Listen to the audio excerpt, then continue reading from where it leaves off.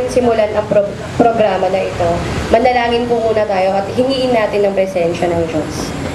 Lord, maraming salamat po sa minsan pang umaga na to, na tunay nga pong dinako mo ang bawat isa ng ligtas, Lord, at walang nangyayari sa kanilang masama. And Lord, sa programa na to, Lord, tinataas po namin ang pangalan mo. You are the greatest King, Lord. You are the highest of all. And Lord, patuloy, Lord, na hihingin namin ang presensya mo bago magsimula ang programa na to. Lord, tunay nga pong ang bawat isa. At Lord, naniniwala po kami na makasalanan, but Lord, through Lord, your forgiveness ay pinatawad mo na kami. At Lord, salamat sa kapatawaran, Lord, na iginawad mo sa bawat isa. At Lord, patuloy, Lord, na itinataas ko po ang programa, Lord, na magaganap ang event na to. At kayo din po, Lord, sa flow, Lord, ng programs. Lord, kayo po yung maging programmer po namin sa araw na ito. At Lord, tunay nga pong ang presensya nyo ang patuloy na gumabay. And Lord, we claim the victory over this program. And Lord, patuloy, Lord, na sa bawat isa, Lord, na dumako, Lord, sa lugar na ito, patuloy nga pong gabayan niyo po sila. At Lord, sa mga officials, Lord, na naririto, Lord, patuloy, Lord, na your presence will fill this place. At Lord, maraming salamat dahil minsan pa, Lord, bababa ang presensya mo at patuloy na magiging victorious ang programa na to. Salamat po sa bawat isang naririto. Ito na po ang aming samot dalangin sa tanging pangalan ni Jesus. Amen.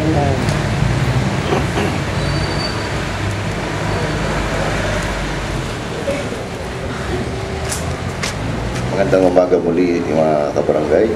Pakilagay po natin ang ating kanang kamay sa kaliwang dibdib at sabay-sabay po nating awitin ang ating pambansang awit. Bayang magiliw na awit. Bayang mag-iliw, perlas ng silanganan, alam ng puso, sa lipi mo'y buhay. Lupang inirang, luyang ka ng magiting, sa manlulupi, di ka pasisihin, sa dagat at bundok, sa simoy at sa langit mo'y bugaw. May dilagang tula at awit sa paglayang minamahal. Ang kisap ng watawat mo'y tagumpay na nagniningning. Ang bituin at araw na kailan pa may di magdidilim. Lupa ng araw ng wal, ating pagsinta, buhay ay langit sa piling mo. Ang ligaya na may mga api ang mamatay ng dahil sa'yo.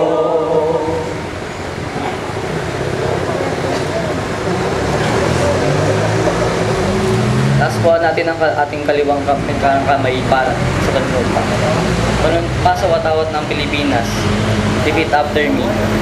Ako ay Pilipino, buong katapatang nanunumpa sa watawat ng Pilipinas at sa bansang kanyang sinasagisag. Para, yan, nagka-chance kayo ngayon na may mga katabing gwapo, maganda.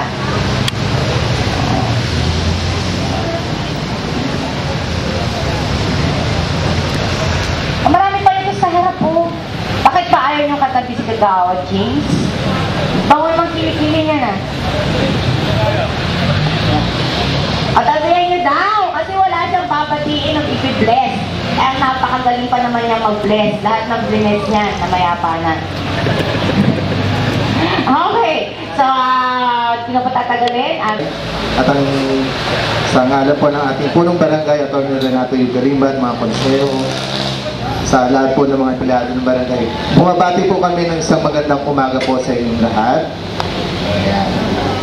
Maraming salamat po ulit sa inyo sa pagdalo nyo ngayong Lunes sa ating Lagro Fire Substation sa pamumuno po ni Captain Domingo de la Cruz.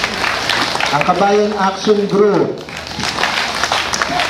ang Lagro Homeowners Association, ayan, ang Kabaro, ang ating pong mga minamahal na Greater Lagro Senior Citizens Association, ang Lagro Elderly Senior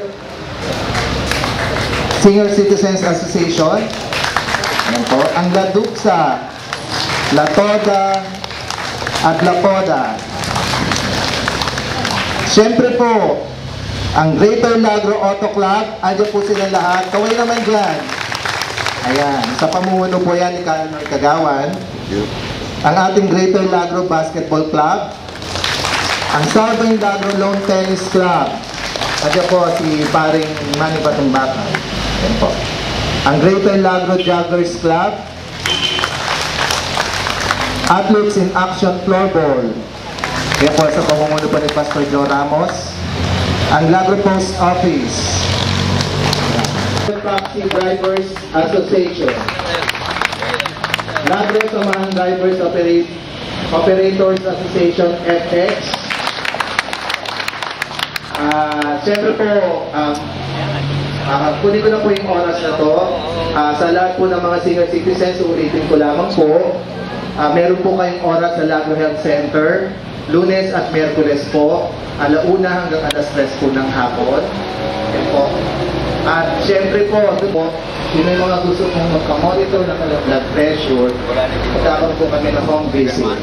Kami po ang pupunta sa inyo, magpalista lamang po kayo sa health center. Kaya po ay servisyo ng barangay para po sa inyo, mga senior citizen.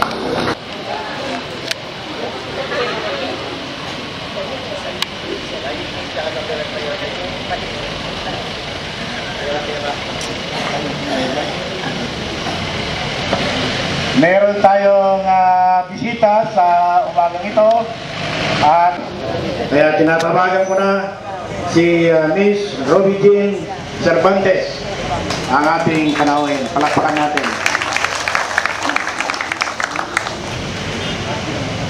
So isang magandang araw at isang magandang... I would like to acknowledge the presence ng lahat ng barangay officials sa lugar na ito. At gayon din sa ating barangay chairman at sa lahat ng narito. So, ang aming organization po ay natawag na SICLAB, tulad nga ng sinabi ko kanina.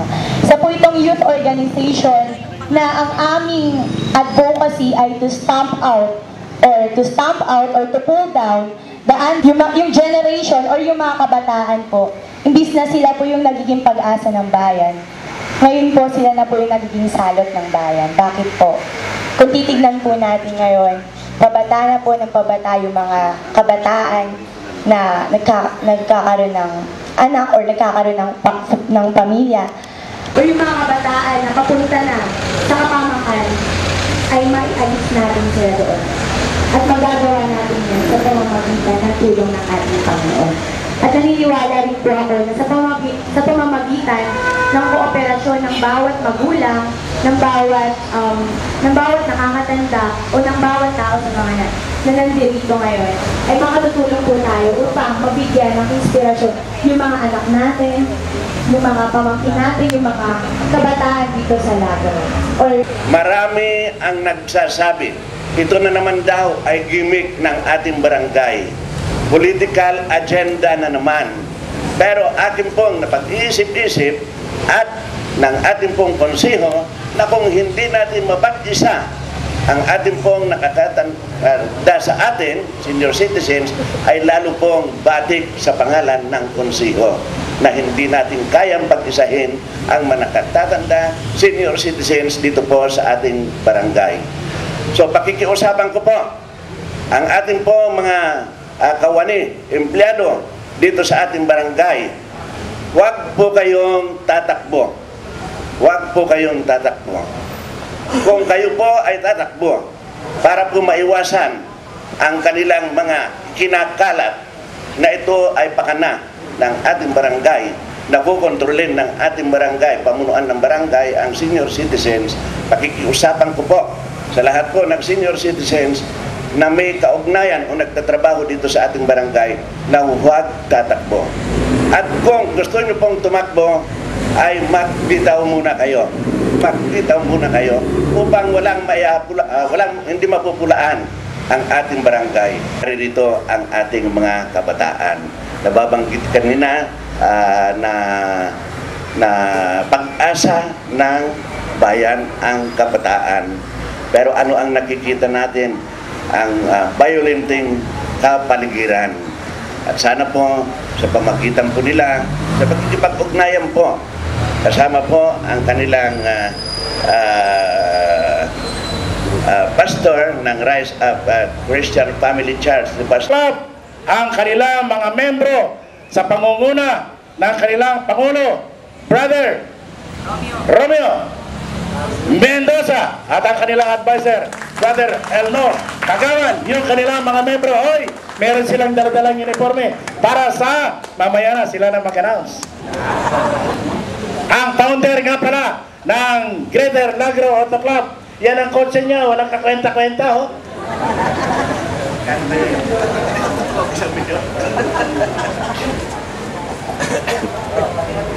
Magandang umaga po muli. Noong pong nakarang Biyernes ay naanyanyan ulit tayo sa Air Force One Car Show event. At dito po ay pinalad po na makuha ko ang champion as Best Compact Car at Best Engine Display. Mga nakalaban ko po rito yung mga naka-Mini Cooper at Evo Lancer, pati po ang Camaro, tsaka Porsche. Ito po ay amin pong hinahandog din sa inyo, lalong-lalo na po sa taas. Magandang umaga po muli. Sasabihin na rin po namin dito ay ang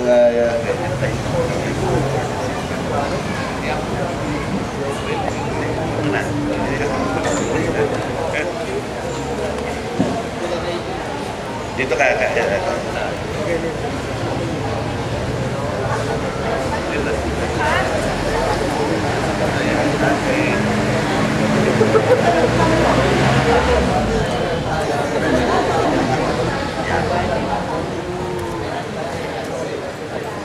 Kani, hindi ako nakukunan. Kunan mo na solo, si Carol James. Okay. Okay, dami na. Ang dami na. Palakpakan po natin ang Greater Lagro Club.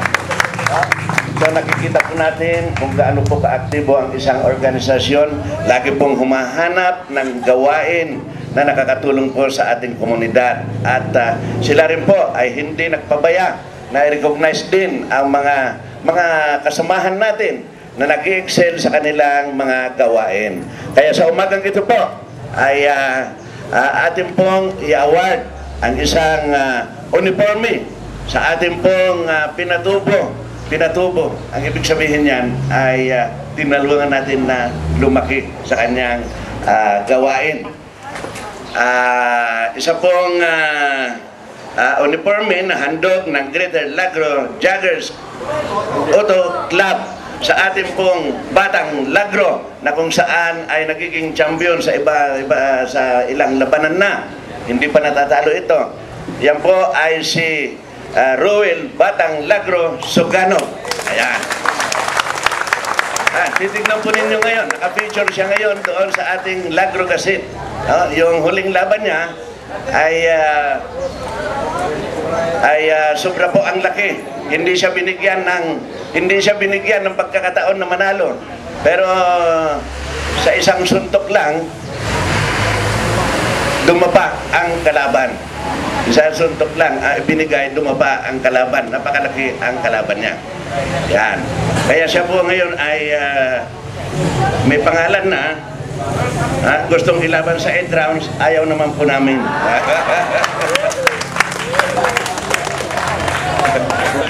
Ayan.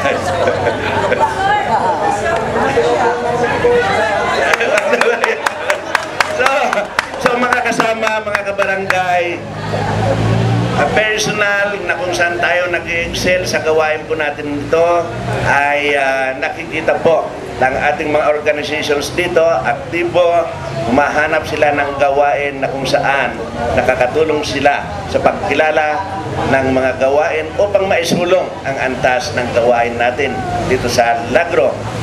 Kahit ano pang trabaho na nakakapagbigay ng karangalan sa ating barangay. At siguro, aanyayahan ko na rin kayo para anti-climactic na lang yung susunod. November 10. November 10 ba yun? Inaanyayahan ko na kayo. Manood po kayo doon sa awarding ng Young Women Christian Association. At sa lahat po ng barangay, 142 barangays ang pinagpilian, ay tayo uli ang number 1. Tayo po uli. Diyan po sa UP, sa UP Alumni House, gaganapin. So, number 1 ulit tayo sa November 10. Manood po na kayo.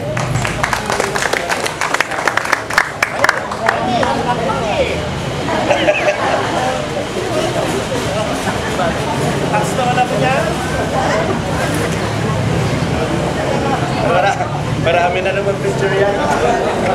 Salamat po. Maganda umaga sa inyong lahat. Salamat tayo. Mga gustong magpa-picture na hawakan ito, nandito lang ito. Dito. At binabati natin yung mga kasama kong KMU, kapisanan ng mga makikita Bangulo. Tumayo na tayong lahat at para sa ating closing prayer. Pastor Eric Beltran. Glory to God. Kanina po habang sinusundan po yung ating programa, dama ko po yung kagalakan. At ito po ay nagsasabi na may pagkakaisa po ang barangay na ito. Sabi po ng Biblia sa awit 133, sabi po roon, "Behold how good, how pleasant it is for brethren to dwell together in unity." Maaring iba-iba po ang ating pong religious affiliation or organization, pero magkakapatid po tayong lahat kasi tayong lahat ay Pilipino. Kaya para po dyan, pwede po natin palakpakan ng Panginoon for the spirit of joy. Narito po sa ating kadagitan. Let us pray. Let us bow our head. Father God in heaven, we really thank you. As we conclude this program, oh God, we are being reminded in your command in Romans chapter 13 that we have to pray for those who are in authority. And therefore, oh God, we are united in praying for our leaders in this barangay, oh God, Barangay Great Milagro, headed by our chairman, Honorable Attorney Renato Yugalimba. Thank you for his life, oh God. We pray that continue to give him wisdom and knowledge, continue to guide him, oh God, in leading this barangay for a brighter future that will give glory unto your name. Salamat din, Panginoon, sa bumubuo ng konseho, sa lahat ng barangay kagawad, sa lahat po, Panginoon, ng staff, workers, at binubuo, Panginoon, ng barangay na ito. Salamat din, Diyos, sa lahat ng dumako sa lugar na ito, sa lahat ng mga organization being represented by their representatives. Thank you, Lord God, for their lives, oh God. At dalangin namin patuloy na magkaisa, isulong, Panginoon, ang magandang ayunin ng Diyos sa barangay na ito. Kaya maraming salamat as we depart from this place, oh God. Thank you for everything. At hayaan mo kaming lahat ay umuwi, simula ng aming trabaho, o ano man ang aming gagawin, dalang kagalakan nagmumula sa iyo. Maraming salamat. Kaya naman, sa umagang ito, may ngata po namin binabalik sa inyong lahat ng paborito sa salamat. Sa pangalan ni Jesus, ang lahat ay magsabi ng Nakikita yung pangalan niya. Bigla mo, hindi ko naman ano, tingnan mo siya. Tatlong taon na gawin ano. Meron kasi natin nandun dyan. Ang presensya na nakikita. Kasi hindi nasarap yung baso natin. Kami na dito lang. Hindi na butit na. Ah, nakita ko nga. Grabe naman. Talagang yun kasi ilan lang yung kayo. Dito pumupunta sa mga depression.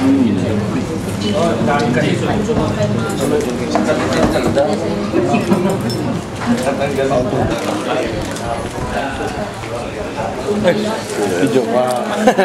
Kulit na naman digling. Na makalaala ng mga tao yung pangalan niya.